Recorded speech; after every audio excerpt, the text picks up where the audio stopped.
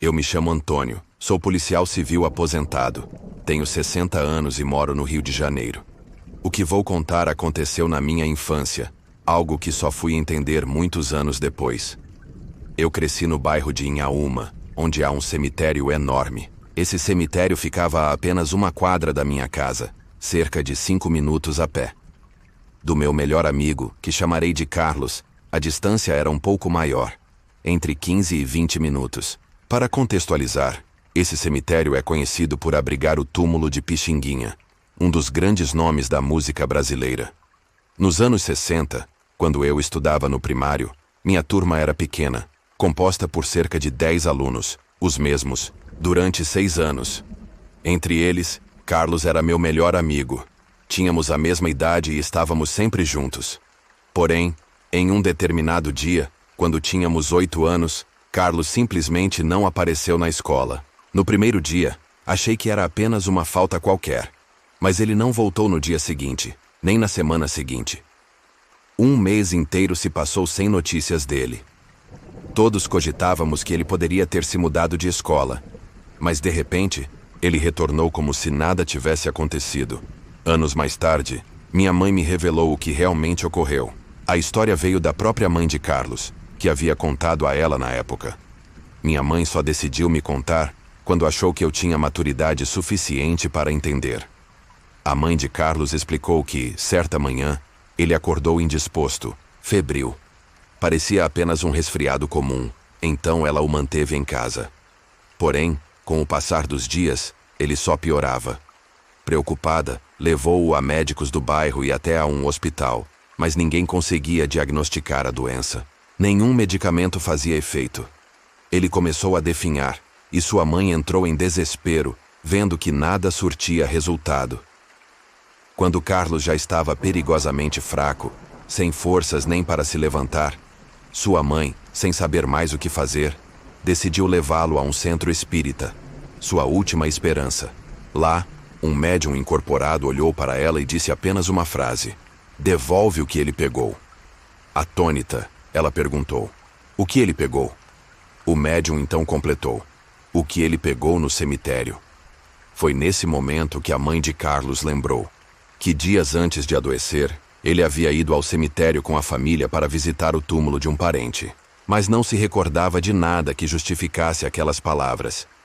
Ao voltar para casa, desesperada, começou a revirar tudo em busca de algo que pudesse ter vindo do cemitério. Depois de muito procurar, avistou jogado em um canto do jardim um aro de coroa de flores antigo e sem identificação. Era um círculo feito de palha entrelaçada, enrolado com papel e arame, onde antes haviam sido espetadas flores. Com o tempo, as flores murchavam e o papel se desfazia, mas o aro permanecia intacto. Foi então que a lembrança veio.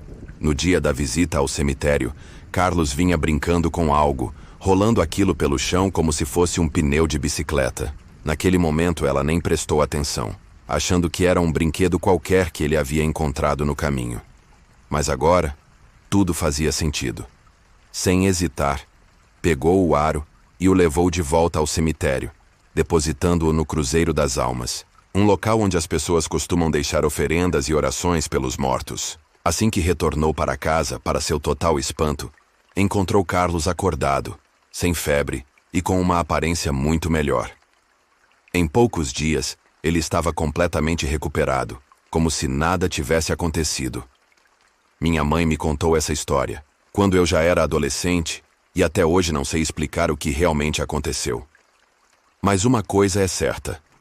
Desde então, nunca mais toquei em nada dentro de um cemitério.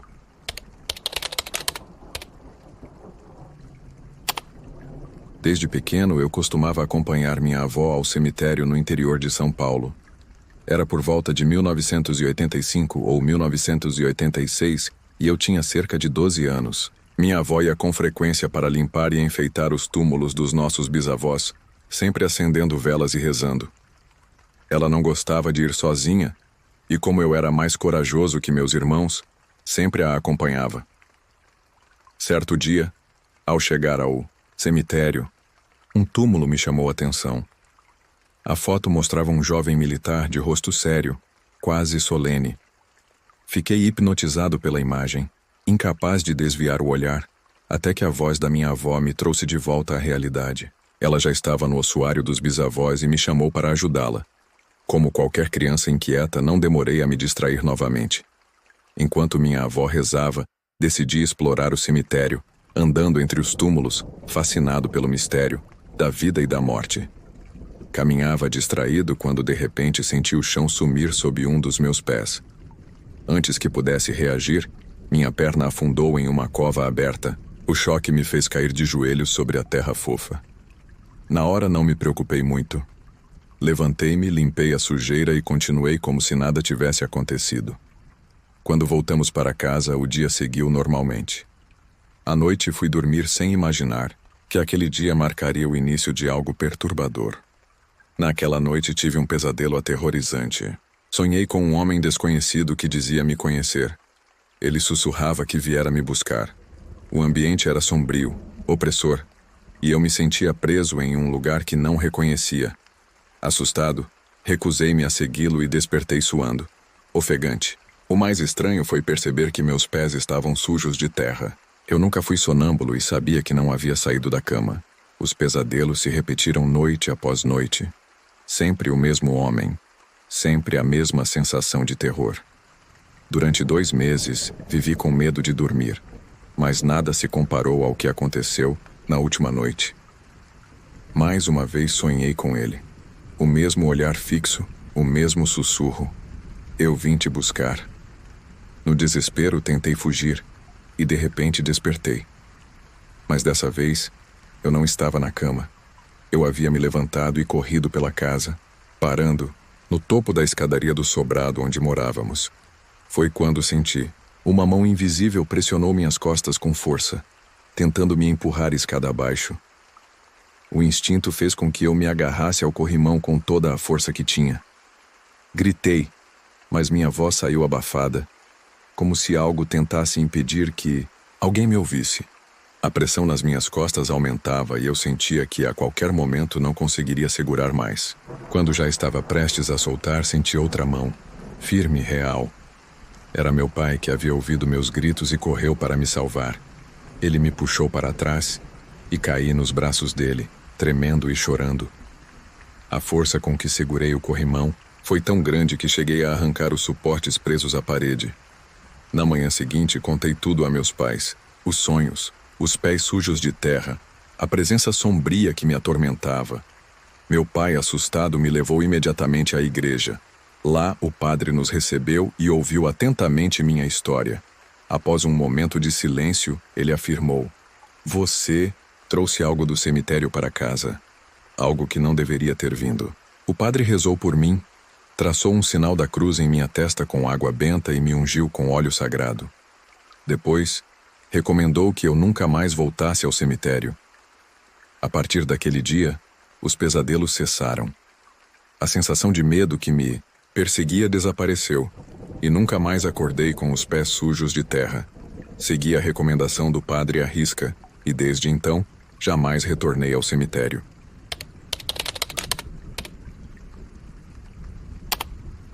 Quando isso aconteceu, eu tinha 12 anos e morava com minha família em uma cidade do interior de Minas Gerais, próxima a Belo Horizonte. Meu pai era militar aposentado e nos levou para essa cidade justamente para, segundo ele, descansar um pouco. O que vou contar aconteceu no dia de finados, quando fomos ao cemitério visitar os túmulos dos meus avós paternos, que estavam enterrados em uma cidadezinha próxima. Era um dia cinza e nublado, como geralmente é no dia de finados. O cemitério era pequeno e não estava cheio. Havia poucas pessoas. Seguimos até o túmulo dos meus avós, onde meu pai e minha mãe ficaram conversando e fazendo orações. Eu sempre fui inquieta, e até hoje, com quase 46 anos, continuo sendo. Então imagine como eu era quando criança. Não conseguia ficar parada e precisava me mexer o tempo todo. Enquanto meus pais rezavam, eu ficava brincando entre os túmulos, subindo nos meio-fios, tentando me equilibrar nas beiradas e observando tudo ao meu redor. Um vento levemente frio soprava quando, de repente, algo chamou minha atenção. Um assovio fraco, distante, mas perceptível. Na hora, percebi que aquilo não era apenas o barulho do vento. Curiosa, olhei na direção de onde achava que o som vinha e comecei a andar, tentando não me afastar muito dos meus pais. O vento soprou de novo, trazendo aquele assovio novamente, agora mais próximo. Isso me fez perceber que estava indo na direção certa. Minha curiosidade era maior do que o medo. Então continuei andando, seguindo aquele som. Cada vez que eu dava alguns passos, o assovio ficava mais nítido e frequente. A princípio, imaginei que fosse outra criança brincando comigo, mas à medida que me aproximava, percebi que o assovio era de um homem adulto. Pensei, vou continuar andando até encontrar quem está fazendo esse barulho. Se acontecer algo, grito para o meu pai. Ele está armado e pode me proteger. Com esse misto de curiosidade, coragem e medo, segui adiante. Quando percebi que o assovio estava muito próximo, parei. Para minha surpresa, o assovio também cessou. Estava entre túmulos altos e baixos, e pensei que alguém estivesse brincando de esconde-esconde comigo. Resolvi olhar atrás de um túmulo para ver se havia alguém escondido ali. Nada. Fui até o outro lado. Nada também. Nesse momento, o medo bateu forte. Pensei que talvez aquele homem estivesse tentando me atrair para um lugar afastado. Então chamei meu pai e insisti para que ele viesse até onde eu estava. Meu pai, sempre muito calmo, veio sem pressa. Quando chegou, perguntei se ele podia verificar os arredores. Ele olhou por todos os lados, observou atrás dos túmulos, inclusive onde eu achava que o assovio vinha, mas não encontrou nada. Disse que era melhor voltarmos para o túmulo dos meus avós. Eu sempre gostei de cemitérios. Achava interessante olhar as datas nas lápides, calcular a idade em que as pessoas morreram e imaginar suas histórias. Quando estávamos voltando, reparei que havia uma foto caída sobre um dos túmulos, justamente aquele de onde parecia vir o assovio. Segurei a mão do meu pai e pedi que ele virasse a foto para vermos quem estava ali. No início, ele não quis mexer, mas insisti. Quando meu pai finalmente virou a foto, olhei animada e disse: "Olha, pai, é um moço. Será que você conhece ele?" Meu pai pegou a foto e, de repente, sua expressão mudou. Ele ficou surpreso e disse: "Nossa, eu conheço esse rapaz. Ele era meu amigo de infância. Eu não sabia que ele estava morto." Meu pai leu o nome na lápide e confirmou que realmente era seu amigo de infância. Chamamos minha mãe para contar o que havia acontecido. Contei sobre o assovio que tinha me guiado até aquele túmulo. Meu pai olhou para mim com ternura e disse que minha mediunidade estava cada vez mais forte. Acreditamos que aquele espírito fez contato para se despedir de meu pai, seu velho amigo. Essa experiência foi marcante para todos nós. Até hoje, quando penso nisso, sinto um arrepio. Foi uma comunicação intensa e, para mim, uma prova de que há coisas que vão além do que podemos entender.